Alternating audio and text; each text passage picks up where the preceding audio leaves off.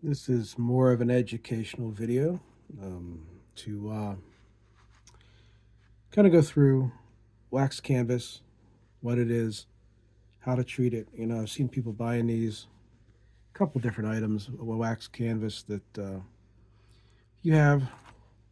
You buy them online and you're disappointed in them, of course, because they're not the type of wax canvas that you get from China that is made the way that you want it to be waterproof. Just because it's become sort of a gimmick, not the material, not the fabric, but the way it's made. So to illustrate it with this is wax canvas, but it has nylon, so it's double stitched. It's great to have just to carry some things in. Um, Keep a couple pins. You can even make a wallet out of it if you wanted to. Basically, what you have is there's some memory cards in here. A few goodies. Some notebooks. Take them out for a minute. I better take these out. Now I'm going to explain to you what you would do to repair, treat, do whatever you wish to with wax canvas. Now I'm not going to go through all the stories of these things and why they're important to me, but they kind of are. And what's nice about it with the zipper on this is that it's not going to fall out whatever you have in it. But this is your wax canvas, and just like a canvas when you're painting, you put gesso on it and you seal it. It's kind of what you're doing with this. Now, this isn't in the modern canvases you buy like this, unless you go with Lockbee, are not duck canvas, which is really what wax canvas should be, is duck canvas. If you have one of the Australian coats, or you have, sorry, anything that's like this, you have two options. You can get the stuff you put on a coat for dressing, which is a duckback canvas, and it gets the name duckback because it's duck canvas they use. And the other one is canvas wax, cobbler's choice, more for shoes. Neither one will work. I'll show you the difference between the two.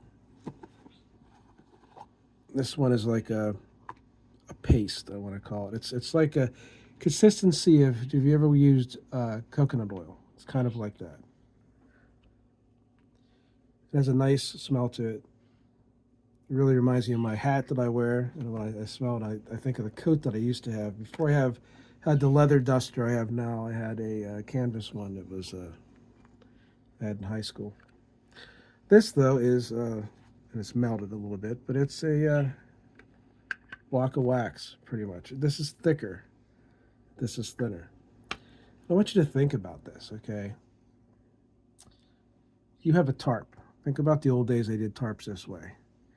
You have any kind of material with wax on it, and as you fold it, it makes a crease. And that crease, you'll see a white line on it. And what that is, if there's more wax in your coating, it'll flake and fall off. It'll smear. That's the wax. Think of your shoes. If you have a pair of shoes, you're not going to worry too much because it's not being flexed as much.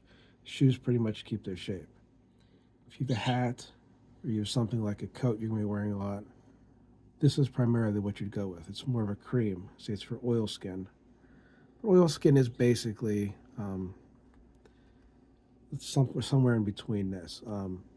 Heavy wax, less wax. The more wax you have, the more it's going to flake. And everywhere in those creases, it's going to lose its waterproof ability. That's why the oil skin came from a coat that you're going to be wearing all the time, and it's going to take some rough beating. So for this, I could use either one. I used oil skin on it. Now, I'm not going to put a coating on it because I've done it already, but what you would basically do if you're using this, you can heat it and apply it and it'll soak into the material. You might have to do a couple layers of this because what you'll find is that it's going to soak in certain areas and not in others. But you don't want to go all the way through to the other side. That's with the duck back. Do it on a hot summer day. Let it sit out in the sun.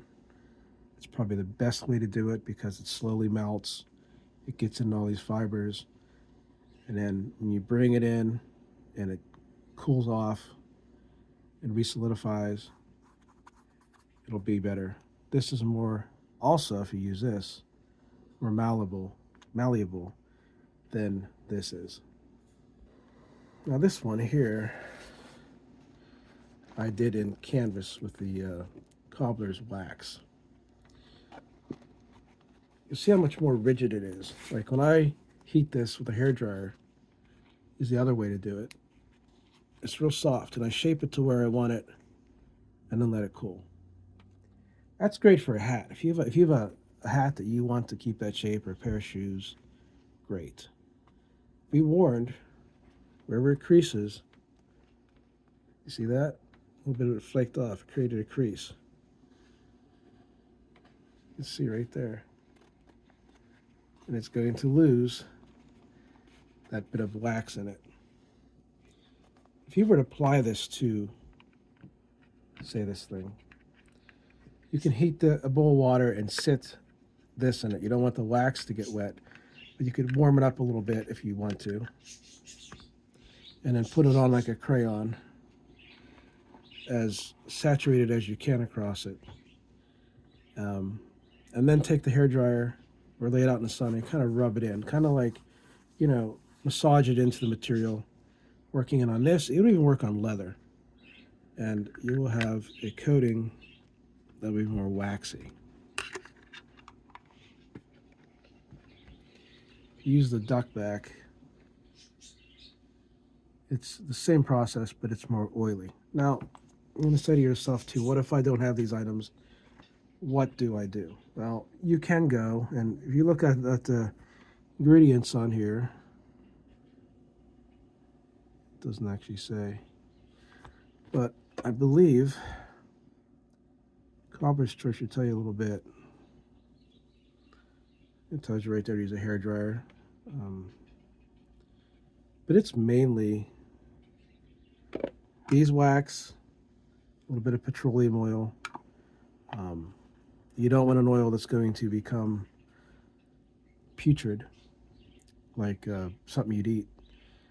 But you want to use an oil much the same way as I make the salves with. You want to use a beeswax, use a petroleum oil, and go to whatever consistency you want, like half and half.